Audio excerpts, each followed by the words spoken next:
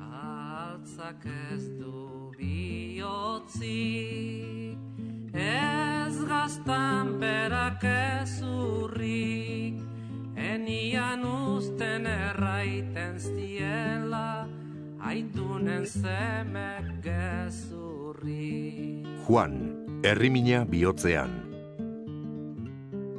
Eibar 1922ko ekainaren 23an.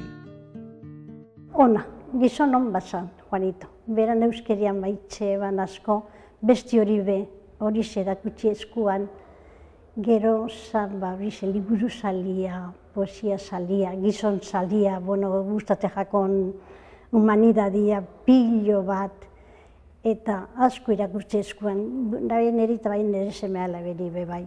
Eta beti pres laguntzeko dan hori. Juan, sorterria, herrimina.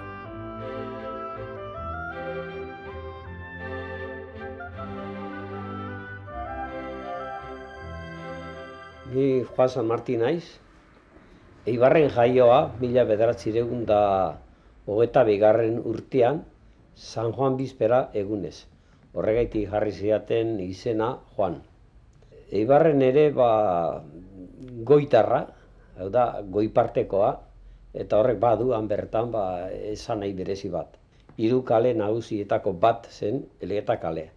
Gurasoak aitaren partetik Eibarko jatorrikoak, eta amaren partetik jatorriz arabarrak baziren ere, Otxandion eta Abadinon biziak. Eta gu izatez, 4 anai arreba ginen, eta horietarik ni bigarrena. Gerran guretzat gauzak aldatu ziren, familiako egoera zeharo aldatu zen, batetik naiz da nik gerra neuk zuzenian bizi ez, bai parterik ez nuan hartu, baina bai konsekuentziak. Gerratean errezen, bai etxea, bai aitaren lantegia, eta ezer gabe gelditu ginen. Eta Juanen jaiotetxea gerrak suntsitu zuenez, ondoren etorri zen eibartarrentzat ez ezik, euskal kulturarentzat ere hain garrantzizkoa izan den Mekolako etxea. Eibarren bihotzean Untzaga plaza emblematikotik gertu. Atan horretan, heldu zen eretzat soldautzarako garaia. Soldautza Madrilen eta Burgosen egin nuen. Lehen da bizi larri xamar ibili arren, gero ez ziren hain gaizki joan. Baina soldautza bukatu eta gero oroitzen naiz, handik atera nuen konsekuentzia bat garrantzizkoa izan zela niretzat bizi guztirako. Soldautzan hartu nuen, hango giruak eta baita ere amari nola idatzi jakinezik, han hartu nuen euskararen dako kontzientzia bat. Orduan sentitu zuen bizi-bizi eta oso barnean zeramala berak egunero erabilio izuen hizkuntza. Euskara alegia. Garai hartan ekin zion bere kaxa euskaraz alfabetatzeari. Beraz ez da harritzekoa gertakizunaiek bizi eta jasan zituen edonori herrimina sortzea. Eta horixe gertatu zitzaion Juani. Juan San Martinek, Juanetok, bere kontura, jakimin aparteko batek erainda jantzi izaeban bere burua. Irakurle amorratua zen, observadore zorrotza eta intuitibua. Memorizia izugarretxa eukan eta irakurri eta ikusteban guztiak eratzen jakon buruan. Juan Biargina, autodidakta.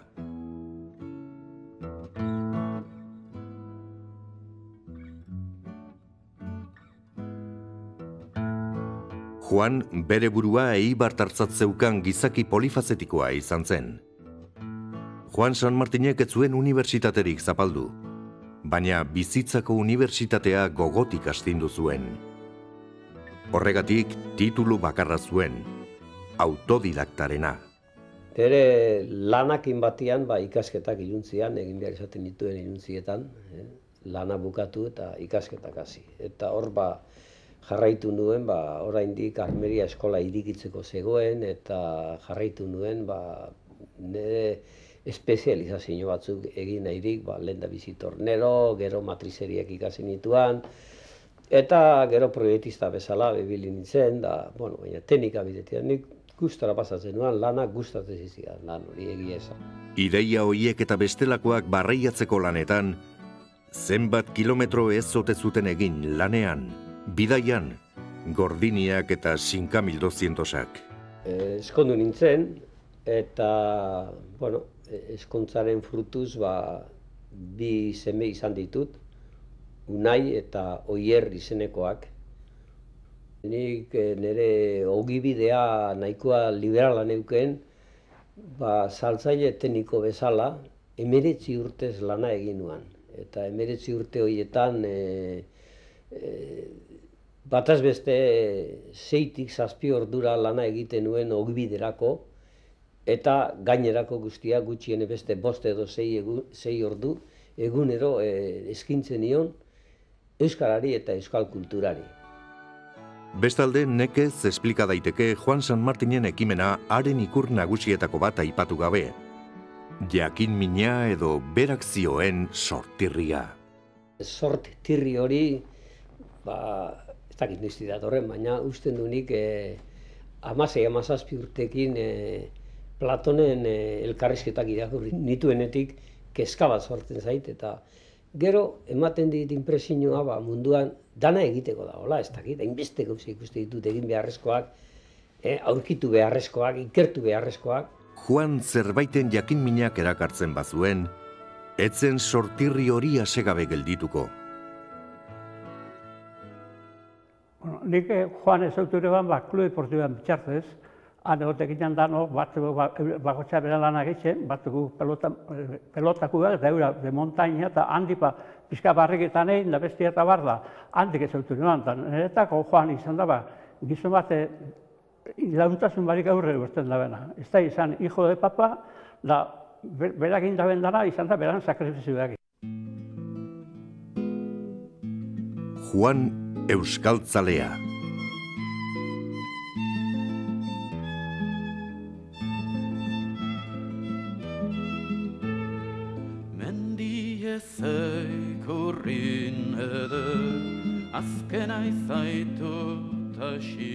Baina frankismoak bere debekuen makina pasatzen jarraitu zuen.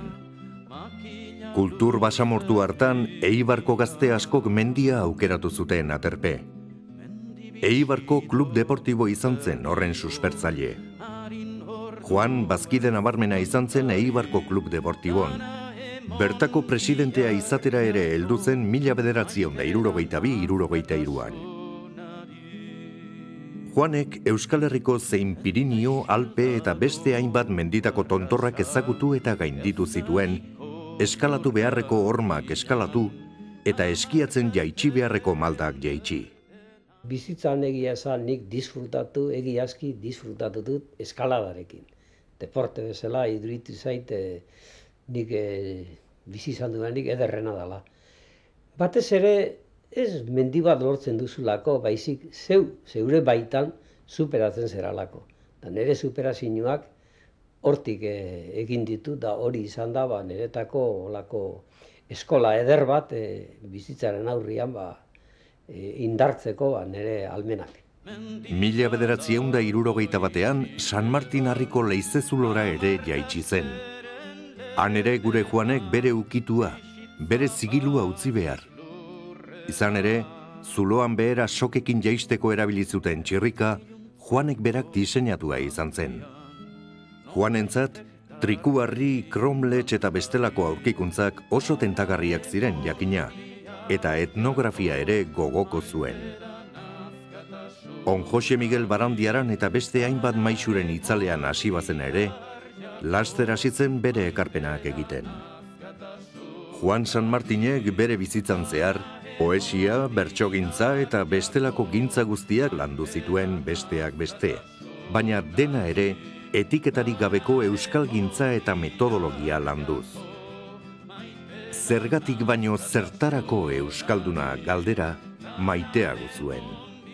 Ezagun nuke gizonak ezin duela hautatu nun jaio, ze hizkuntzatan, zer erlijiotan eta zer koloretako arrazatan. Beraz, hori berez datorkio noberak hautatu gabe. Ezautu bilan, 1950 Juan San Martín lagunentzako Joaito. Mendizale mailan, bai eskala eta espelo gizan, neurri hondiko gizona, nire profesore personala izen da, eta persona bezala oso kalidade hondikua. Nik esango nuke Himalaiako 14.000 baino berentzako nivel hondio izen duela berak. Juanito San Martinek hautatu ninduen aita bitxi gisa bere sarrera mintzaldia egin zuelarik Euskaltzaindian. Baina gero toki guziak ukan ditu Euskaltzaindian.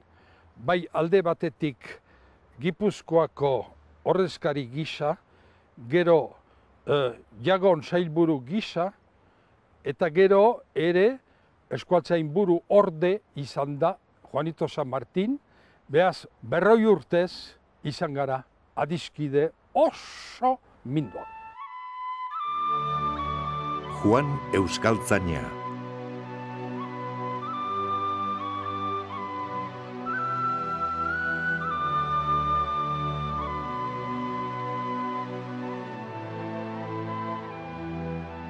Euskaltzaindian sartu zen gizaseme autodidakta hura, 1957an izendatu zuten Euskaltzain urgazle, eta 1964an Euskaltzain oso. Berehala izan zen akademiaren idazkaria. Euskaltzaindian idazkari 11 urtez izan nintzen. Gero diruzaina eta Jagon sailburua. Euskaltzainburu orde ere hautatu zuten 1988an, baina kargua hurrengo urtean utzi zuen, izan ere Euskal Autonomia Erkidegoko Ararteko izendatu zuten. San Martinen ekimenak eta itzalak aurrera pauso handiak ematen lagundu zuen. Gipuzkoako bertsolari txapelketak, alfabetatze kanpainak, ikastolen aldeko kanpaina, zeresanik ez gau eskolak. Aipatzekoa Euskaltzaindian egindako lana. Euskaltzaindian sartzearekin nik ez dakit ezer olako emaitzarik edo aportaziorik eman badut, usten dut garrantzizkoena izan zela, antolatu nuela batzordeetan lana egiteko era. Euskara batua dela eta 1968an Arantzazun hartutako erabakiek eta eginiko urratsek burua uste bat baino gehiago ekarri zioten Juani. Neukan itzal handi bat Euskaltzaindi barnean. Baina atan etorri zen batasunaren arazoa 1968an Arantzazuko bileretan. Arantzazuko bilera horietarako nik nire Euskaltzaindian neukan indar horrekin nire babes guztia eskaini nion Mitxelenari, berak markatu zezan batasunaren bidea.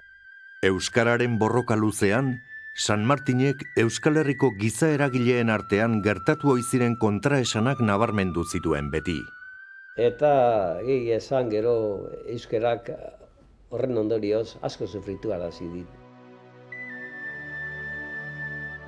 Eta hori guztia, Euskalgintzan urte zailetan euskararen alde burubelarri aritu izan zen pertsona baten koherentziak ematen zuen zilegitasunarekin. Euskaltzaindia ere 40 urte baino gehiagoz, bere barnean eraman zuen erakundea izan zen. Bada zerbait. Gerra ondoren, Juan San Martinek sumatu zuen behartzula bere euskera mamitu eta sakondu. Orduan hasi zen bere klasiak hartzen, klandestino gisa, eta hala bere iritsi zen Euskaltzaindia esatia, bai Euskaltzain osoa, bai idazkaria, bai lehendakari ordea. Juan San Martini zor zaio, Jaizkibelen arkitutako lehen gizonen aztarnak. Juan idazlea.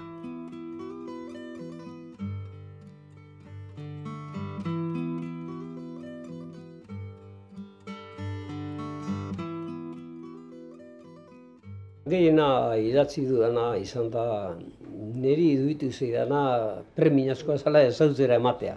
Juan San Martinek idatzitako guztia bi lerrotan laburtzea ezinezkoa da.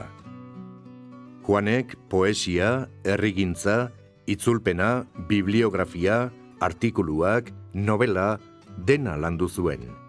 Lehendabizi erderaz idazten hasi nintzen, baina gero eusko gogoa Guatemalan hasi zenean, harek bizkortu nindun eta batez ere zaitegik eta beste zenbaitek euskeraz idaztera. Juanek bere herriko eta Euskal Herri osoko gaiak jorratu zituen. Landu ditut, etnografia, landu dut, arkeologia zerbait, Barandiararekin hain zuzen, Barandiaren laguntzen nion, bera esiliotik etorri eta belaxe, azterketak egiten, kuebetako, arpeetako azternategietan, eta nire zaletasuna artea eta historia batez ere ziren. Eta existenzialismoak izan zuen guregan, niregan behintzat nolabaiteko eragina, horren lekukotasun bat nire poesietan dago. Nik idatzi nituen poemak. Bide hortatik joan dira, behintzat poemarik interesgarrienak. Euskal bibliografiagintzan Juanen lan eskerga txalotu beharra dago. Etnografiari buruzko lanen perspektiba zabala eskaini zigun. Hain zuzen, Euskal Herrian giza zientziak lantzeko bertoko unibertsitaterik etzen garaiaz ari gara. Hildo honen lekuko oso harrera ona izan zuten bi liburu idatzi zituen San Martinek. Zirikadak 1960 eta Eztenkadak 1965. Nire lehenengo liburua da liburuxka bat, hain zuzen mogelen bizitza eta lanak zer ziren azalduz.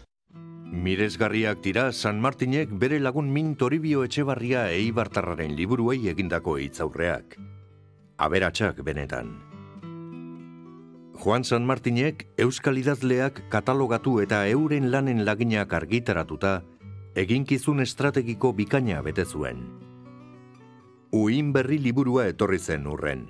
1964-1969 urteetako euskal olerkari gazteen antologia.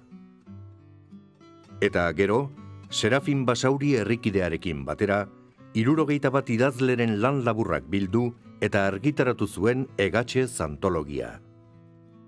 1980an literaturaren inguruan liburua etorri zen.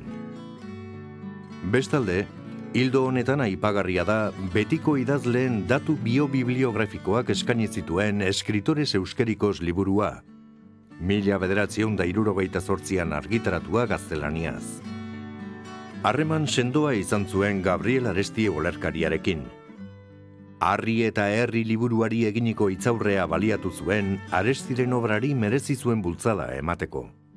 Juanen olerkigintza etzen edadura handia izan. Eta gainera, langintza hori itzalean geratu da nolabait, kontuan hartuta 1950ko urte ilunaietan, San Martinek Egiguren, Aunamendi eta batez ere Otxalar izenak erabiltzen zituela. Itzulpengintzan idazle askoren lanak itzuli zituen euskarara eibartarrak. Baina Salvador Espriu katalan poeta garaikide eta ospetsuaren poemak izan zituen gogokoen. Kazetari lan mardula egin zuen. Artikulu ugari idatzi zuen gaztelaniaz eta euskaraz. Hoja de Lunes da horren lekuko bat. Astero azaldu ziren zenbait urtez San Martinen idazlanak bertan. Eta bertan landutako artikuluek osatu zituzten Gogoz, Bidez eta azkenik Landuz 3 liburuok. Beraz, ikusten duzuen bezala, ezinezkoa da Juanek egindako guztia 4 lerrotan biltzea. 4.000 lerro beharko lirateke.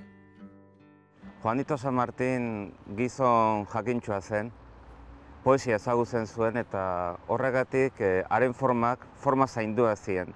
Gero bea ere irakurria zen, asko irakurri zuen bere bizizan, eta horregatik bere poesiak eta bere literatura badu halako ukitu formal bat, ukitu klasikoa dena zango nuke.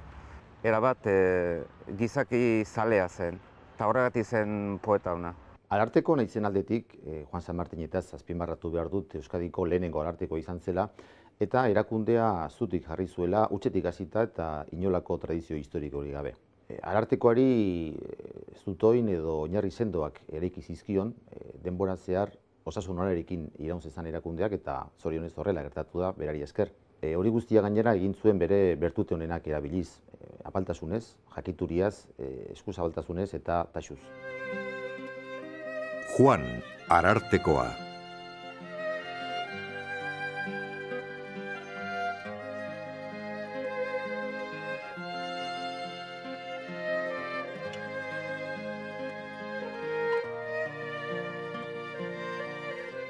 Juanek argi zeukan, planetakideen arteko bakea eta elkar ulertzea bultzatuko duen herrigintzak baino ez gaituela egiazko unibertsaltasunera eramango. Zer gara noragoaz galderari erantzuten saiatu zen beti. Eta hain zuzen, izaera, sentipen, bizikizun hoien ordain gisa izendatu zuten Euskal Erkidegoko lehen arartekoa. Uste gabe, etorri zitzaidan, orain duten kargo hau, arartekotza. Eta lehen da bizi nire zalantzak izan dituen kargu hartu ala ez, baina pentsatu nuen, nire bizitzan beste oportunitate bat izango nuela, gure herriaren alde zerbait egiteko, hori izan zen errazoi nagusia, baiezkoa eman eta horretan jarraitzeko. Giza eskubideen defentsa eraman zuen beti ikurtzat gure protagonistak bere bizitzan. Ezkaitu harrituko beraz, Eusko Legebiltzarrak 1989ko martxoaren 8an ararteko edo herritarren defendatzaile izendatzea. Bere ardurapean abiatu zen Aita Frantzisko Bitoriakoa giza eskubidei buruzko argitalpen bilduma. Eta esperientzia ona izan dut. Nik uste lana atsegina dela, ditugunak, larritsuak direnak, baina batez beste gusten duzu gizonen alde edo pertsonen alde lan polita egiten duzula. Gainera, azken urtean, Europako Ombudsmanen Institutuko presidentea izatera iritsi zen.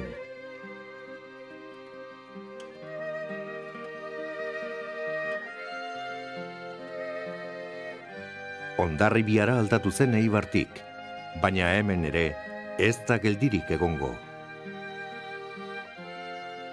Beraz, Euskal Erkidegoko lehenengo arartekoa izan zen, harik eta 1985ean kargua utzi zuen arte. Hemen ere eredugarri izan genuen gure Juan. Juanito, nik ezautu nuan mendixan nolan itzan mendizalia, alkartu ginen behin, da zikina izketan, da gero nolak esan zian bera, nola zela eitxe zitsuan konkursuak eta hola gauzak eta berak inazin itzan mendi alkartze ginen, da denpara guztian berak initzen itzan. Eskala egin biazanea, eskala egin biazate zian, da ni nizan eskala horia, baina bera bai. Eta gero kuebetan ere laundu nion pixkate, marrazki batzuek eta etxen, da Juanito, Eibar eta euskeriatik asko indegu. Eta asko posten naiz, herriko zeme kutsuna egin dabelako. Juan, zorrak kitatzea.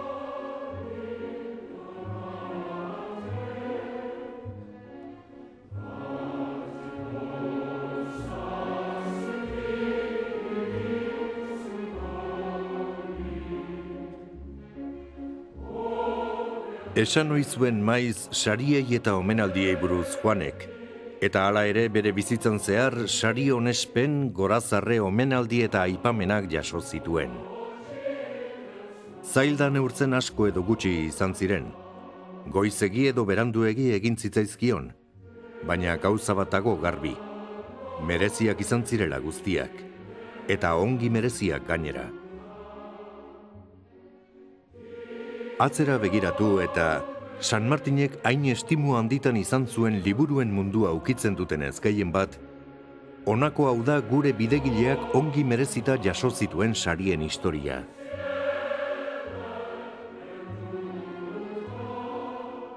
Herri honek zor handia izan du Juanekin, eta alduen neurrian kitatzen saiatu da. Bidegile guztiak bezala, bidegurutze asko iragan ondoren heldu ohi dira noizbait bide hori burutzera.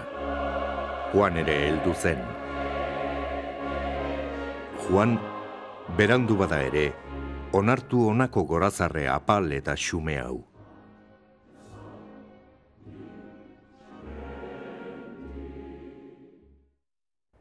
Eibarko udaletxe honetatik, bere mekolako etxetik gertu, Juan San Martini gure adiorik bihozkorrena bidali nahi diogu. Ez dugu erraz ahaztuko berak utzitako guzta. Salvador Espriuk esate zuen bezala, bakezko gizonak erkal ulertu behar dugu. Hori da Juanitok utzi digu mezua. Jakin mina, lanerako gogoa eta euskaltzaletasuna. Eskerrik asko Juanito eta betira arte. Juan, adioa.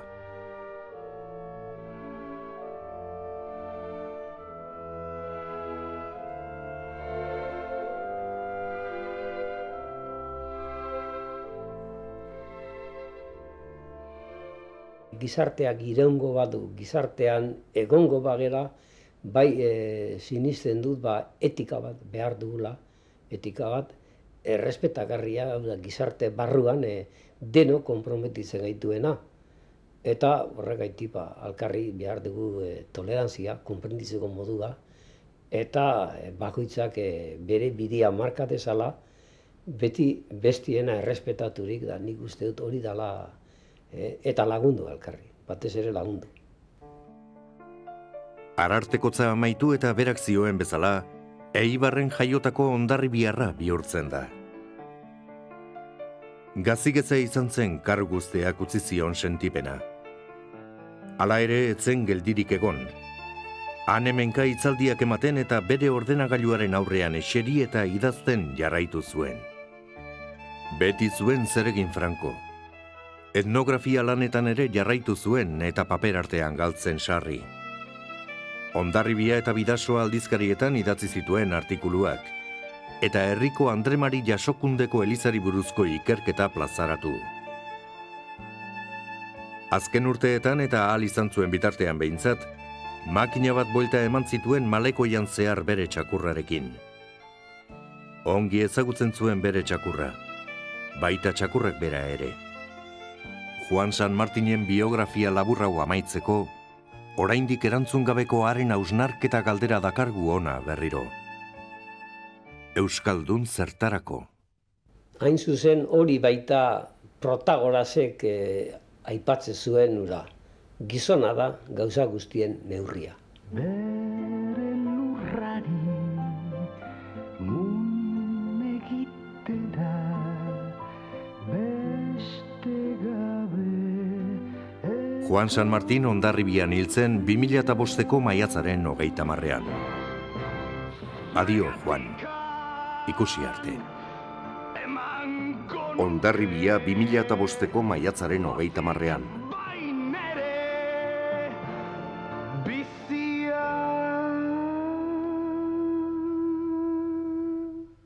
Beti zuretzat ilarteraino gorputz tarima guzia.